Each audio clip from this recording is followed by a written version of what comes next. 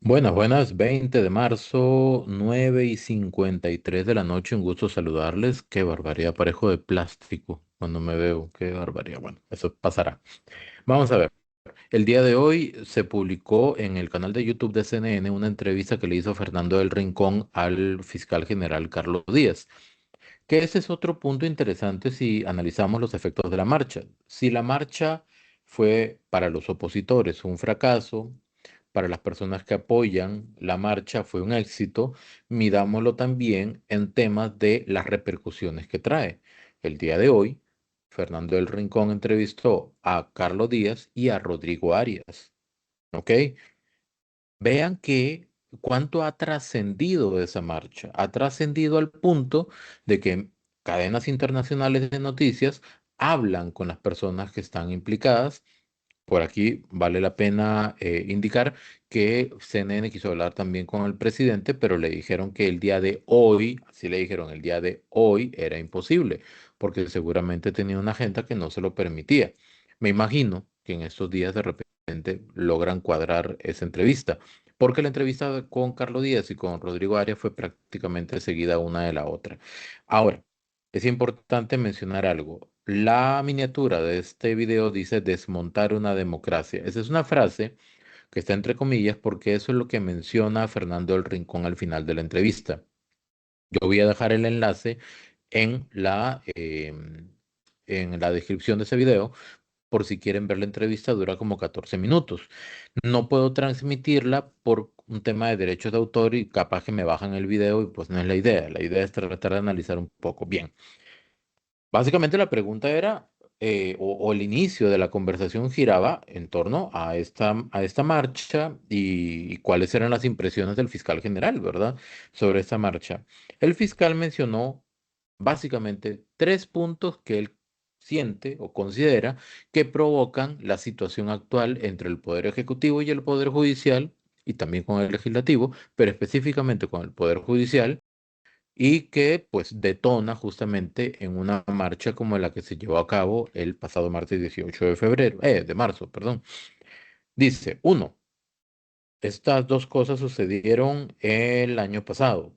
El allanamiento al Ministerio de Salud por el tema de Parque Viva. Recordemos que al iniciar el gobierno, el presidente, bueno, el gobierno decidió que había que clausurar Parque Viva. ¿Por qué?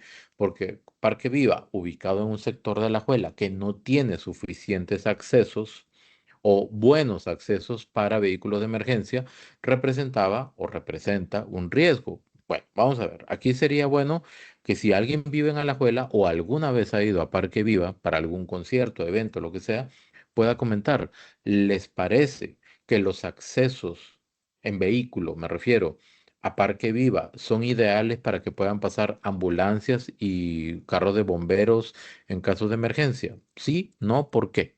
¿Ok?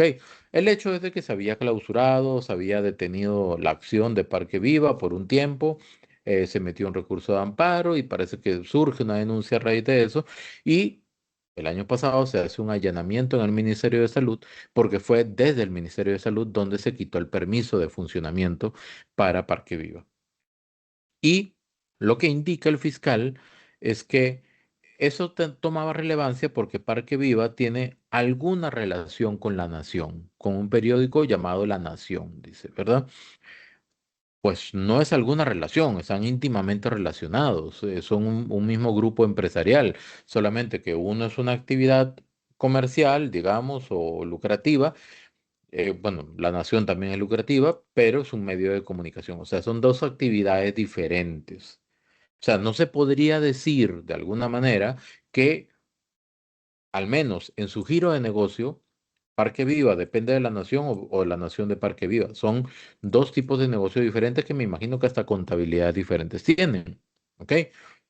Em, y de alguna manera, si ustedes recuerdan, en este caso se achacaba de que se está afectando un poco la libertad de prensa y todo eso, cuando no tendrían que ver una cosa con la otra. A ver, volvemos a la pregunta. Y de hecho, grupos de emergencia y bomberos, recuerdo yo muy bien que en una conferencia de prensa dijeron, no podemos accesar fácilmente ahí, pero yo les voy a dejar a ustedes que en los comentarios indiquen si alguna vez han pasado por ahí haya o no haya evento, consideran que se puede transitar con carros de bomberos y ambulancias en caso de emergencia, habiendo un evento masivo, digan ustedes. ¿Ok? El presidente Chávez alegó que había hostigamiento con el allanamiento al Ministerio de Salud, hostigamiento de parte del Poder Judicial por ese tema. Lo que aquí no se mencionó en esta entrevista, y si ustedes la ven, es justamente la problemática en torno a Parque Viva. Porque yo puedo mencionar, sí, es que el presidente está enojado por esto, por esto y por esto, pero hay que como dar un poco de balance para poder entender por qué se dieron cada una de esas cosas. En el caso de Parque Viva está esa situación, esa queja, esa molestia o esa preocupación de que los vehículos de emergencia no puedan ingresar a Parque Viva y también se cuestionó un poco algunos temas de permisos. Entonces, todo eso está como en veremos todavía, ¿verdad? Ese fue el primer caso. Son tres que mencionó el fiscal. Dos, el caso Barrenador, por ahí de septiembre del año pasado más o menos, septiembre-octubre del año pasado. Em, Dice el fiscal que hubo detenciones de funcionarios de la junta directiva, que se trasladó a una de las figuras, a la presidenta de esa institución, que es muy cercana, dijo así al presidente, se le trasladó en un vehículo que se llama popularmente como Perrera, del lugar donde estaba a el, bueno, me imagino que el segundo circuito del Poder Judicial, a Calle Blancos, pues, ¿ok? A Calle Blancos. Este, y dice que el tema o el caso trata sobre contratación con sobreprecios. Y que el presidente lo que alega, ¿verdad? Indica Fernando del Rincón, es un montaje, que hay un montaje en ese caso. Entonces, ¿qué es lo que no se dijo? Obviamente, si vamos a detallar en cada uno de esos casos en televisión internacional, ahí lo van a frenar al fiscal. Entonces, aquí hay que decidir. Vamos a ver. ¿Hablamos de los tres casos por encimita o de uno en específico y en detalle? ¿Qué conviene más a nivel de comunicación? Pintar un panorama en el que de repente podemos decir que el presidente, porque eso es lo que se entiende al final, el presidente no le gusta que estén señalando sus decisiones o metiéndose con su gente o metiéndose con él, ¿ok? Porque por esos rumbos van esos tres casos. Las decisiones con respecto a Parque Viva, con su gente en el caso Barrenador y el tercero va a ser directamente con él, pero ahorita lo vamos a ver. Pero si no profundizamos en ellos, no dejamos el espacio para que la comunidad internacional, porque es CNN, ¿ok? Para que la comunidad internacional pueda cuestionar un poco más las motivaciones del presidente o del gobierno dentro de esos casos. Entonces, ya hablamos del caso de Parque Viva. Ahora hablemos del caso Gobernador. Y nos vamos a centrar en esos tres puntos que dijo el fiscal. Detenciones a funcionarios de la Junta Directiva. Sí, hubo detenciones a funcionarios de la Junta Directiva. ¿Estamos de acuerdo? Y que se trasladó una persona cercana a él, tratando, y esto no es una, qué sé yo, algo temerario decirlo, es lo que se da a entender es que el presidente se enojó porque llevaron a Marta Eugenia Esquivel, que la detuvieron y la llevaron en Perrera. No están así, no están así. Vamos a ver. Primero que todo, no es una persona cercana al presidente únicamente, es la presidenta de la Caja Costarricense, era la presidenta de la Caja Costarricense del Seguro Social y dentro del caso la habían detenido, ok. Pero el tema de la perrera, el fiscal no dijo de que doña Marta Eugenia Esquivel tiene 60 años y que la trasladaron 3 horas en un vehículo de custodia, en el cajón de un vehículo de custodia, sin que representara, creo yo, si alguien tiene un conocimiento diferente sobre doña Marta, pues que me diga. Pero, pero, em, yo creo que doña Marta, como dije en el video anterior, pues no tiene las habilidades o no se ve que tuviera las habilidades necesarias para inmovilizar a dos o más funcionarios del Poder Judicial en pleno camino y salir escapándose por el Cerro de la Muerte para salir quién sabe a dónde. Es que, digamos, si la preocupación es esa, uno dice, si la idea es meterla en una perrera, es porque uno dice, la persona es peligrosa. Pero no, eso no se mencionó. La distancia, 3 horas, puras curvas y una persona de 60 años aproximadamente. Eso no se tocó. Y el tema de la motivación del caso Barrenador es el tema de los sobreprecios. Esa entrevista se dio hoy y al día de hoy el tema de los sobreprecios está altamente cuestionado. En la conversación que tuve el día de ayer con el diputado Daniel Vargas, que repito, ahí está la entrevista y está muy interesante, estábamos recordando que la entrevista anterior que se hizo hace algunas semanas, meses, justamente se tituló Caso Barrenador se debilita. ¿Por qué? Porque después de esa entrevista, no por la entrevista, sino por lo que se estaba hablando en la comisión en ese momento, se está cuestionando profundamente si realmente hubo sobreprecios. Esto era lo que ofrecían las cooperativas para dar un servicio y por el mismo servicio la caja iba a gastar esto. Entonces el sobreprecio estaba en la caja, brindando la caja el servicio, no brindándolo las cooperativas. ¿Por qué eso no se determinó al inicio del caso? Porque no hicieron el estudio de lo que costaba todos los servicios de brindarse bajo esas mismas condiciones en el caso de la caja. Únicamente se dijo, las cooperativas estaban cobrando esto, ahora van a cobrar esto. Pero eran los mismos servicios, no eran más. Eran las mismas horas de servicio, no eran más. ¿Era lógico que subiera el precio? Sí, era lógico. ¿Cuánto iba a costarle a la caja? Así. Entonces, el tema de los sobreprecios está con un gran signo de interrogación y después lograrán determinar si ese caso tiene o no tiene realmente una base jurídica o legal para proceder como tal. Eso es lo que sabemos en ese momento. Pero decir solamente que hubo detenciones de los funcionarios, está bien. Se trasladó una persona cercana al presidente, ¿verdad? En una perrera del lugar donde estaba, no dijo 3 horas, del lugar donde estaba a la sede judicial correspondiente, no dijo que eran 3 horas, ni un viaje en una carretera complicada, ni las condiciones de doña Marta Eugenia Esquivel. Y finalmente el tema de los sobreprecios, que eso está altamente cuestionado a estas alturas del proceso. ¿Ok? Bien. Tercer caso. Un secuestro del informe en el Tribunal Supremo de Elecciones, dice el fiscal, donde el presidente figura como imputado y se estudian o se está acusando, ¿verdad?, sobre estructuras paralelas del partido político que lo llevó a él al poder. Fernando del Rincón dice, pero el presidente dice que eso es ilegal. Ok, eso, si yo no me equivoco, o sea, o si me equivoco me corrigen, el fiscal no entró a detallar sobre eso. Habló sobre ese allanamiento. Por eso es que yo les dije que da la impresión que el fiscal trató de decir, y esto es comunicación. O sea, si el fiscal se equivocó al momento de plantear las ideas, eso es tema del fiscal y de su equipo de comunicación, pero no se están comunicando bien, porque lo que están diciendo es, o tratando de dar a entender a la comunidad internacional es, al presidente no le gusta que se metan con sus decisiones, al presidente no le gusta que se meta con su gente y al presidente no le gusta que se metan con él. Esos son los tres casos, ¿ok?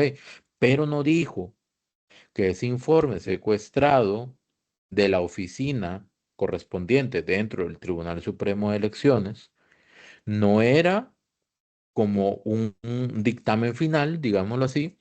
¿Por qué? Porque eso tenía que escalar de alguna manera a los magistrados del tribunal, tenían que llamar para que sea un proceso correcto, porque eso hasta el mismo Delfino lo indicaron y yo hice un video al respecto. Tenían que llamar a las personas involucradas, tomar su parecer, su descargo, entender por qué esas personas dicen de que no hubo estructura paralela, explicar por qué entonces hay un tema, creo que de algunos cobros después de la fecha en que se tuvo que cerrar el fideicomiso, que el fideicomiso se cerró en fecha correcta, pero parece que quedaron unos cobros pendientes, unos pagos pendientes que se realizaron posterior a la fecha del cierre, pero correspondía al fideicomiso. Hasta ahí es donde más o menos se va entendiendo el caso. El punto es, y recordemos, el punto es, para que eso escalara como una acusación a la fiscalía, tenía que haber terminado un proceso interno dentro del tribunal. Y ese proceso, perdón, dentro del tribunal incluía hablar con las partes y después girar un informe, me imagino que votarlo a nivel de los magistrados y el mismo tribunal se lo entregaba a la fiscalía y le decía, acá hay un caso o no hay un caso. Y ahí es donde la fiscalía entraba a operar. ¿Por qué no sucedió así? Ahora, como el proceso no se terminó, según el abogado defensor del presidente José Miguel Villalobos, como el proceso no se terminó a lo interno del tribunal, podría haber una serie de vicios legales que estaría entorpeciendo la situación legal propiamente del caso. ¿Ok? Por eso que el presidente alega que eso es ilegal. Bien. Ahora, el fiscal le indicó, después de esos tres motivos, que él los utiliza como contexto para explicar por qué el presidente convoca esa marcha, que en realidad es una marcha convocada por la población. Yo lo que percibo es que el presidente se montó dentro de esa convocatoria social. ¿Ok? Dice que la primera marcha pidiendo la destitución de un funcionario de otro poder. Y es ahí donde yo me quedé pensando, un funcionario de otro poder, sí, obviamente, él es un funcionario de otro poder, no, no hay duda de eso, pero todos son funcionarios públicos y se deben al pueblo, independientemente, y quien protestó fue el pueblo, y el presidente en esa protesta o en esa manifestación era un ciudadano más. ¿Por qué cuestionar la decisión del pueblo de manifestarse por una impresión o una imagen que tienen del sistema y del fiscal? Entonces, eh, creo yo, me parece, que independientemente del poder al que pertenezca un funcionario, si hay cuestionamientos de algún tipo o algunos motivos que generan desconfianza, y eso motiva la movilización de personas voluntariamente y pacíficamente para hacer eh, evidente su sentir, entonces, ¿por qué eso debería tacharse de malo o de incorrecto? O pedir la destitución del fiscal, de un magistrado, de quien sea algo incorrecto. Repito, creo yo, entiendo yo que no fue el presidente quien convocó la marcha. Yo percibí en los medios, en las redes sociales, que habían diferentes movimientos sociales que estaban convocando la marcha y al final todos se juntaron.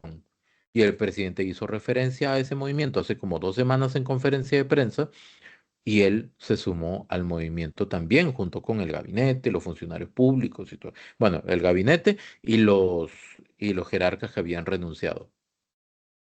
¿Dónde está lo malo ahí? ¿Dónde está lo inconveniente o el problema?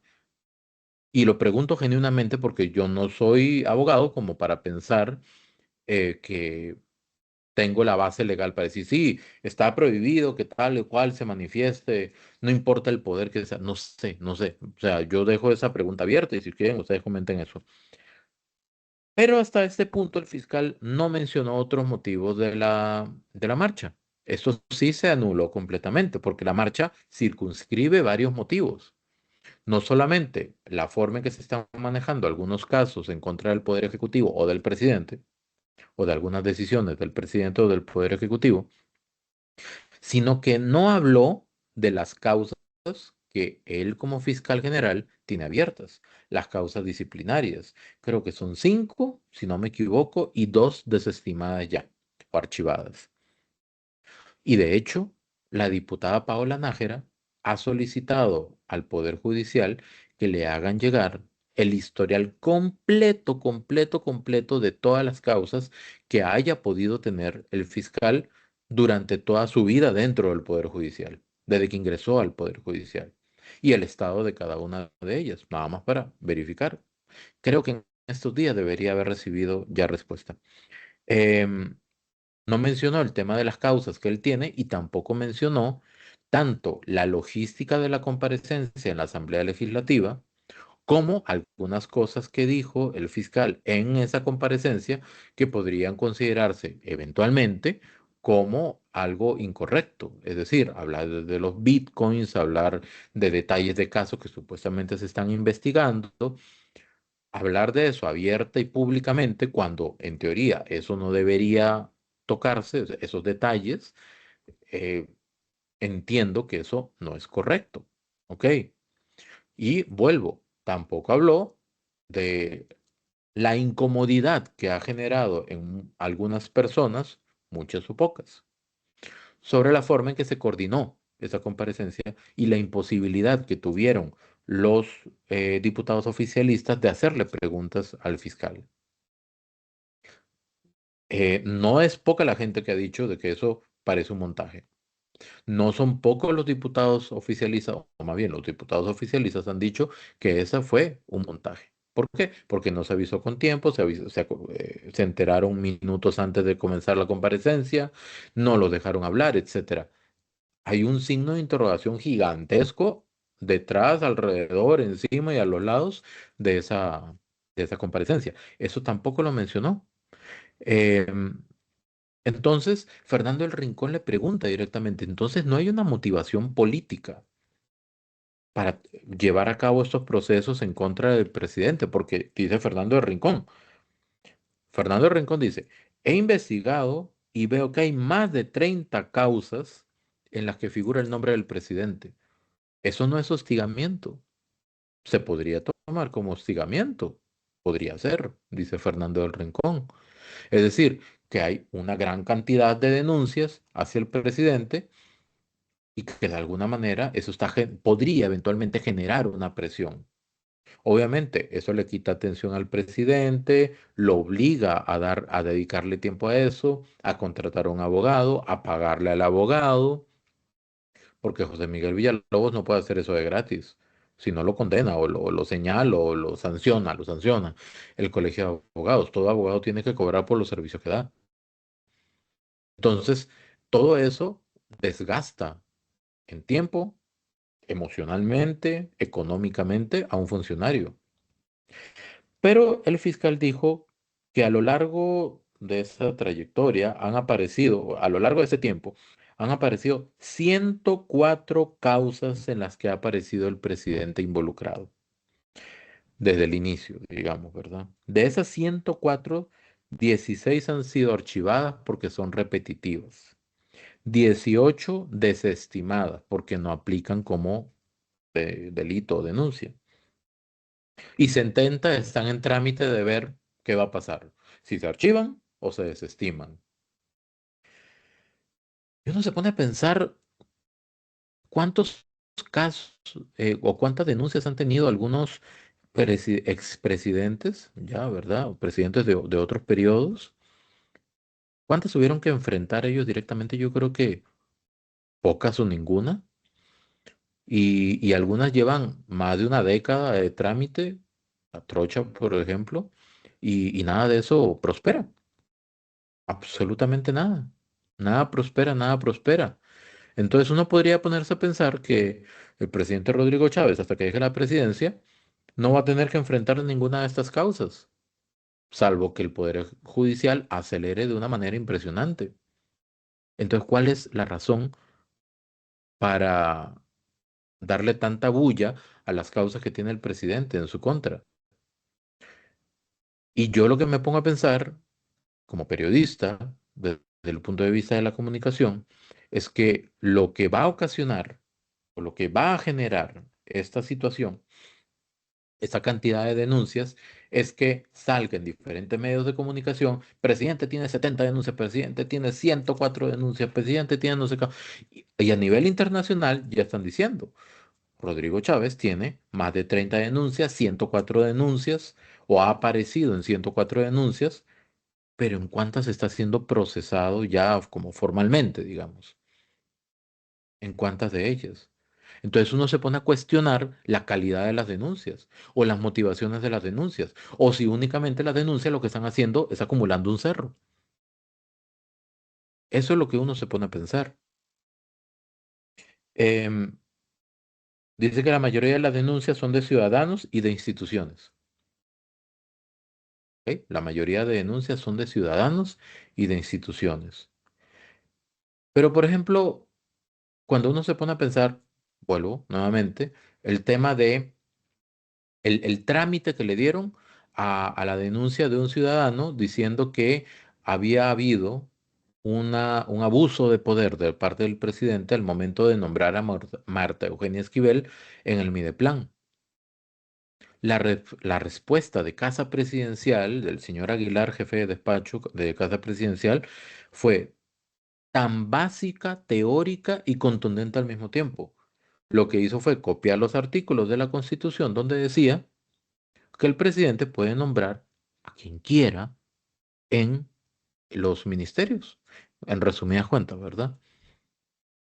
Y eso es como de conocimiento básico. Cuando yo me enteré de esa denuncia y de la carta que envía el fiscal general o la Fiscalía General a Casa Presidencial diciéndole, necesito que nos dé el acuerdo de Consejo de Gobierno y los requisitos o los atestados de doña Marta para aplicar a ese puesto, yo dije, pero hasta donde yo sé, y lo que uno ha visto en otros gobiernos es que el presidente nombra a quien le da la gana, o sea, básicamente a quien le da la gana en los puestos de ministros.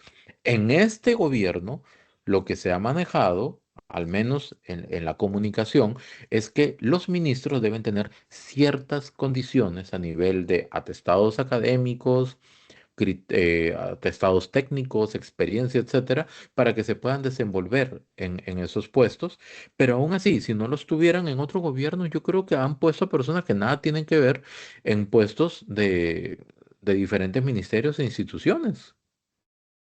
Entonces, ¿cuál es el aspaviento por nombrar a Marta Eugenia Esquivel ahí? El punto es, la Fiscalía General le pidió explicaciones a Casa Presidencial. Ya eso significa de que hay parte del presupuesto del Poder Judicial que se está utilizando para eso. Tiempo y gente, básicamente. Tiempo, gente, recursos, agua, luz, teléfono, no sé.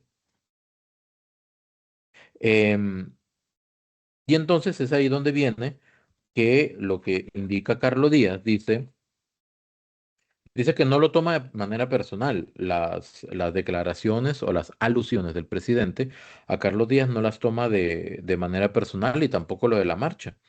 Pero sí dice que es como un intento de debilitar otros poderes y derrumbar una democracia, lo que se habla de regímenes totalitarios o dictatoriales, ¿verdad? Em, yo no me voy a cansar de decir esto. En Costa Rica, implementar, cimentar, instalar una dictadura es algo imposible. ¿Por qué? Porque en la que la gente sienta de que alguien se está convirtiendo en un dictador, lo sacan con una sola marcha. ¿Ok? La misma fuerza pública no aguantaría eso. Con una sola marcha quitan a esa persona, sea quien sea. ¿Ok? ¿Por qué? ¿Por qué sería tan fácil? Porque Costa Rica no tiene un ejército. Los dictadores en todo el mundo que han logrado permanecer en el poder por mucho tiempo, lo hacen o lo logran únicamente porque tienen el respaldo del ejército. Un ejército que a veces está comprometido en algunas cosas y le sirve apoyarse del dictador para que no se revelen esas cosas que están pasando. Es así de sencillo. Costa Rica no tiene ejército, Costa Rica no va a tener ejército. No hay ni cultura, ni voluntad, ni presupuesto para tener un ejército. Entonces, eso no va a pasar. ¿Ok? Y finalmente, habló el fiscal sobre la reunión que tuvo con la... O sea, Fernando El Rincón le pregunta al fiscal si han tenido algún acercamiento, un punto de encuentro, una conciliación, y el fiscal hace referencia a la reunión que convocó Rodrigo Arias en la Asamblea Legislativa para que fueran los tres poderes y que el presidente no asistió, pero sí asistió a una marcha. Eso sí considero que es revolver un poco las cosas, porque esa reunión que convocó Rodrigo Arias sin agenda, que era para hablar solamente, un focus group, una reunión donde cada persona que asistía iba a decir qué ocupaban. Perdón, uno piensa todos esos recursos públicos, todo eso, lo que se utiliza en ese momento para esa reunión son recursos públicos y esas personas están dejando de trabajar en ese momento en lo que tienen que hacer y se van a esa reunión para decir qué ocupan. Y lo que publicó Rodrigo Arias en su Facebook no son cosas nuevas, son cosas que ya se saben. Y con todo el respeto del mundo, pero en una liga de correos electrónicos donde copien a todos las personas que fueron, o hasta en un grupo de WhatsApp, con una encuesta de WhatsApp. Rodrigo Arias pudo haber hecho, ok, voy a poner aquí todos los proyectos que se podrían realizar. Díganme ustedes cuál consideran más importante y que la gente vaya votando. Un forms un formulario, una encuesta, un formulario de Gmail puede ser o de Office. No hace el formulario y se lo manda a la gente, nada más, bla, bla, bla, seleccionan y ahí se dan cuenta cuáles son los proyectos más importantes. Eso tuvo un contexto más político. ¿Por qué? Porque el presidente no iba a ir. ¿Y por qué el presidente no iba a ir? Uno, porque no tenía agenda. Dos, porque él se lo dijo. O sea, si tienen una agenda, yo voy. No tenían agenda, era llegar a hablar. Y finalmente, porque el presidente había convocado a un debate a los dos presidentes de los supremos poderes. Un careo, un tú a tú, donde cada uno podría decir, estoy haciendo esto, pero usted no está haciendo eso. Y en igual proporción, los tres. ¿Por qué declinaron? ¿Y por qué sí una reunión a puerta cerrada? ¿Por qué no puede la gente tener esa posibilidad de tener la información? Y con eso no estoy diciendo que el que hubiera ganado sería Rodrigo Chávez. No, sencillamente no sabemos quién hubiera quedado mejor parado ahí, porque no sucedió. Ahora, cada quien puede tener su opinión con base en los antecedentes, en el desenvolvimiento, en la transparencia, en la comunicación y en lo que sabemos de cada una de esas tres figuras, podríamos especular quién habría quedado mejor parado. Pero eso no pasó. En todo caso, sacar alusión a esto por parte del fiscal me suena más a revolver el tema que otra cosa.